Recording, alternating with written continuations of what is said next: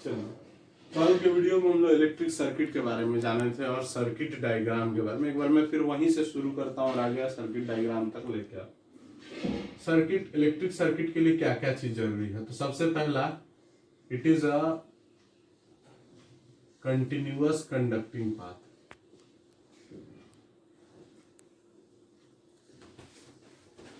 ये वो रास्ता है जो कंटिन्यूअस है और कंडक्टिंग। कंडक्टिंग मीन्स जिससे इलेक्ट्रिक करंट पास कर सके, सबसे पहली बात।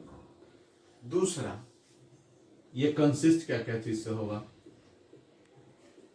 कंसिस्ट ऑफ रेसिस्टर्स या एप्लियांसेज। जो भी आप एप्लियांसेज लगाते हैं उन जनरली वो रेसिस्टर की तरह वर्क करेगा।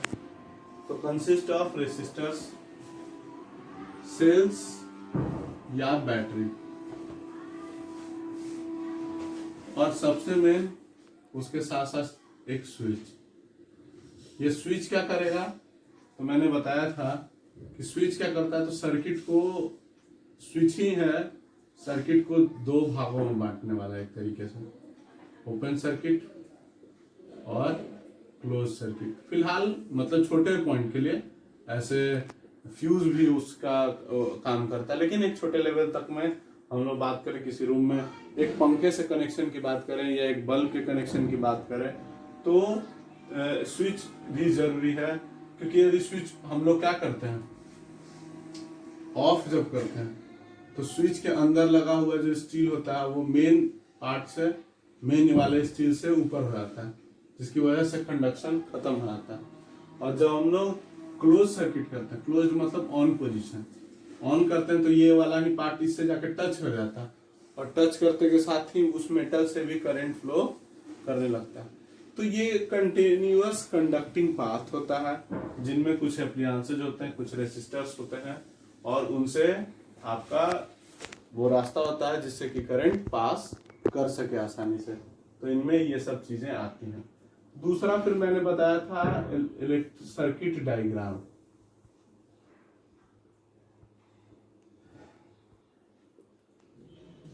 बताया था कि सर्किट डायग्राम क्या है। तो सर्किट डायग्राम क्या है? तो अ डायग्राम, एक ऐसा डायग्राम जो डिपिक्ट करता हूं, बताता हूं किसके बारे में? एन इलेक्ट्रिक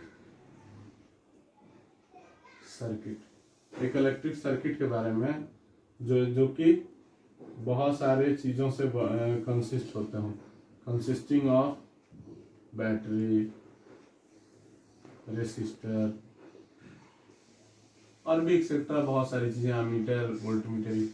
तो इन सब को जोड़ करके एक डायग्राम जो बनता है उन्हीं को बोलते हैं सर्किट डायग्राम। अब सर्किट डायग्राम की जरूरत क्या है? तो मैंने पिछले वीडियो में बताया था कि यदि आपको एक घर के बिजली के सर्किट का डायग्राम बनाना है, तो आप यदि उसका तार, उसके पंखा, बल्ब, इन सब का चित्र बनाएंगे तो काफी जगह आपको लेगा वो। तो उसको क्यों ना हम एक सिंबलाइज कर दें।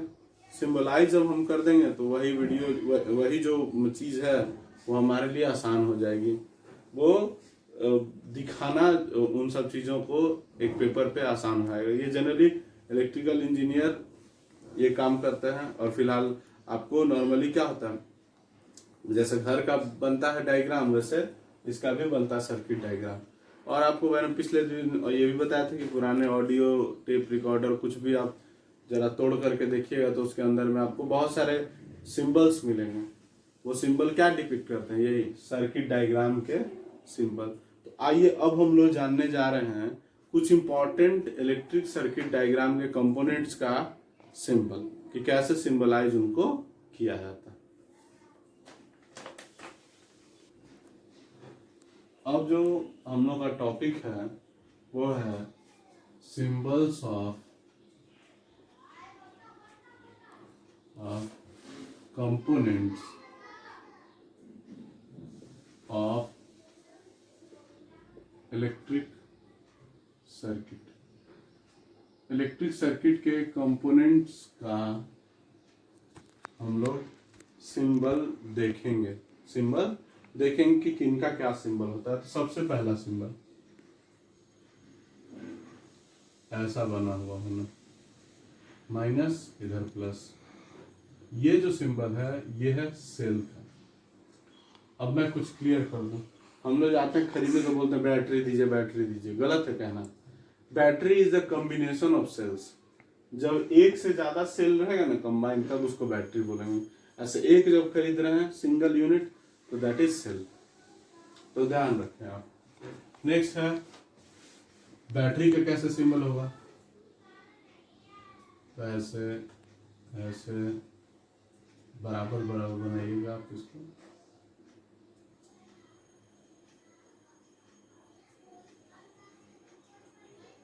आप देखिए इसमें कितने सेल्स हैं, 1 2 3, तो ये किसका डायग्राम हो गया, बैटरी का।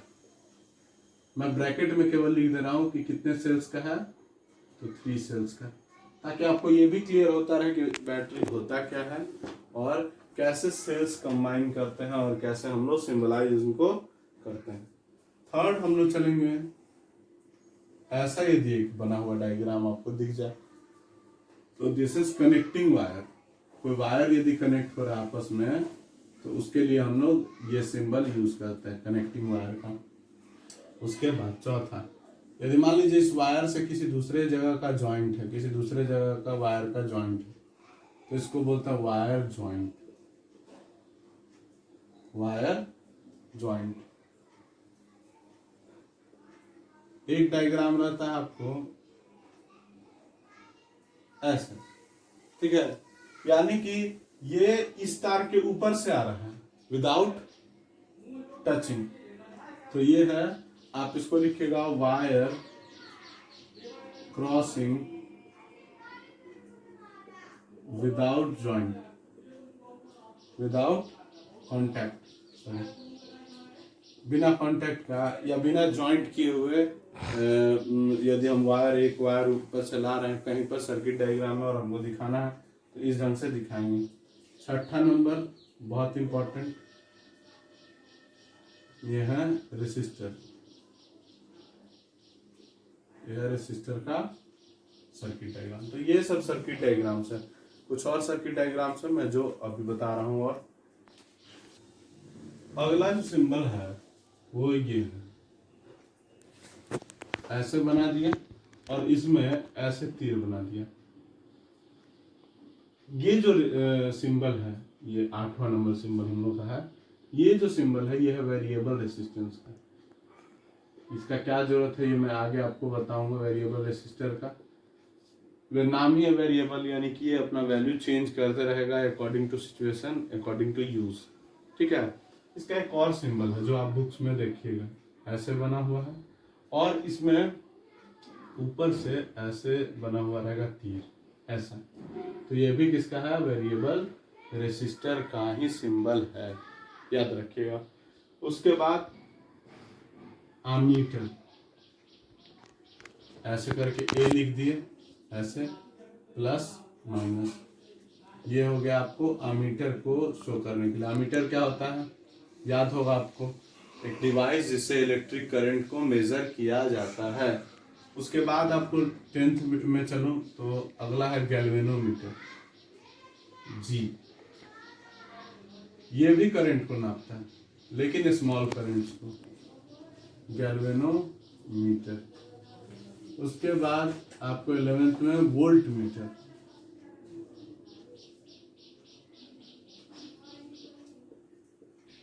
वोल्ट मीटर, ये क्या नापता है, वोल्टेज या पोटेंशियल डिफरेंस, याद रखिएगा इसको।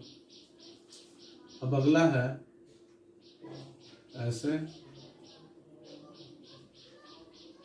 या ऐसे, ये जो है ये बिना टचिंग का डायग्राम है। तो ये कैसा आपको है, ये ओपन स्विच, क्या है ये, ओपन स्विच। 13वां, यही चीज को कांटेक्ट में ला देंगे, ऐसे हो गया, यहाँ कांटेक्ट में आ गया, या ऐसे करके बीच में डॉट डाल दिया हमने, तो ये क्लोज स्विच, यानी कि एक तरीके से कहा जाए ये ऑफ पोजीशन और ये ऑन पोजीशन के डायग्राम्स हैं। और सबसे लास्ट और सबसे इंपॉर्टेंट इसको बोलते हैं इलेक्ट्रिक बल्ब